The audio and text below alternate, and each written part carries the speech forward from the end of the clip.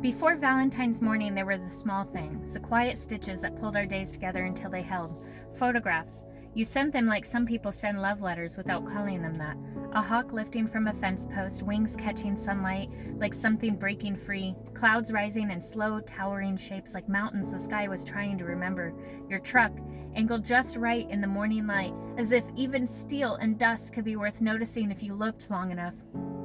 And you always did. You noticed the world in a way that made it feel less ordinary. You told me once about that air show, how the sky roared all day with engines and thunder, how you stood there chasing emotion with a lens like time might slip away if you didn't catch it. 3,000 photos, you said. 3,000 moments you refused to let disappear. I laughed. I told you only you would spend a whole day running after the sky like it owed you something, but secretly, I loved it. Because when you talked about it, your voice changed. It carried light, wonder, the rare kind of joy that comes from someone who hasn't forgotten how to feel the world fully. We talked about places too.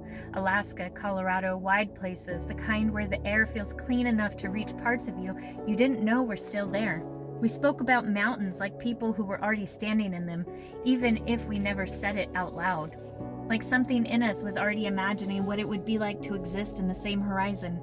And then there were days that felt smaller, softer, and somehow just as important, like the afternoon I brought ice cream, cold cartons, plastic spoons, laughter echoing off concrete walls, simple, but you stood there, watching me with that look, that half smile that always felt like approval without needing words, like I had done something right just by being myself. And maybe that's what we were doing, not building something loud, not chasing anything dramatic, just living. Side by side in the quiet spaces where love tends to grow unnoticed until it's already everywhere. Then came the morning, Valentine's Day arriving softly like it didn't want to interrupt what had already been unfolding. You had just gotten off shift, the night still clung to you in the way your shoulders carried it, in the faint trace of smoke and cold air woven into your clothes. You came early, morning light spilling through the windows like something slow and golden, and when you kissed me it wasn't hurried. It wasn't trying to prove anything, it just was. The kind of kiss that feels like staying, like nowhere else exists that matters more. We sat in your truck, the engine humming low, heat pushing back the cold, the world outside just beginning to wake, and we didn't say much. We didn't have to, because sometimes love doesn't need language, it just needs presence. Two people breathing in the same space, letting that be enough. You left, but not really, because the day it bent back toward you, and by afternoon you were there again, like something unseen kept drawing you back to the same place. To me, the house felt different when you walked in, warmer, fuller, like it recognized you, and when you touched me, it wasn't rushed, it wasn't careless. It was careful in a way that felt intentional, like you were learning something you didn't want to get wrong, like every movement carried meaning. You held me like I mattered. Not fragile, but chosen, the kind that says, I see you and I'm still here. And when you looked at me, really looked, it felt like standing in front of someone who wasn't searching for flaws or answers or explanations, just seeing all of it and not turning away. And when we came together, it wasn't sudden. It was a slow unfolding, like something long held, finally being allowed to open. Your hands steady, your breath finding mine, our foreheads brushing, then resting there, like we needed that closeness first. Like we needed to remember we were still us before we became anything more. You said that you wanted to feel me, and then closer, not urgent, not overwhelming, just inevitable.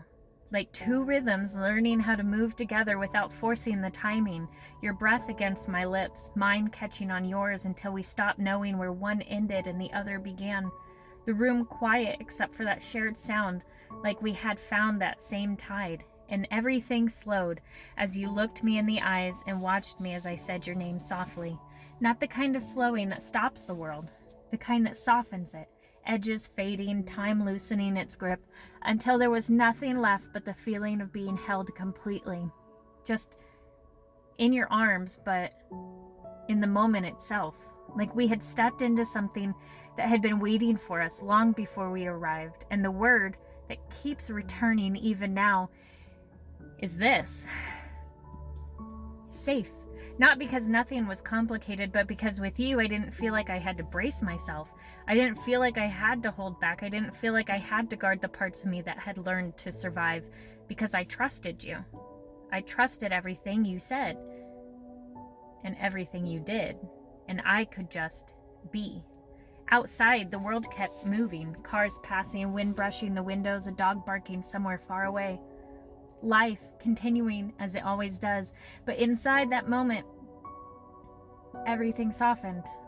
Like time itself had stepped back and said, stay here a little longer.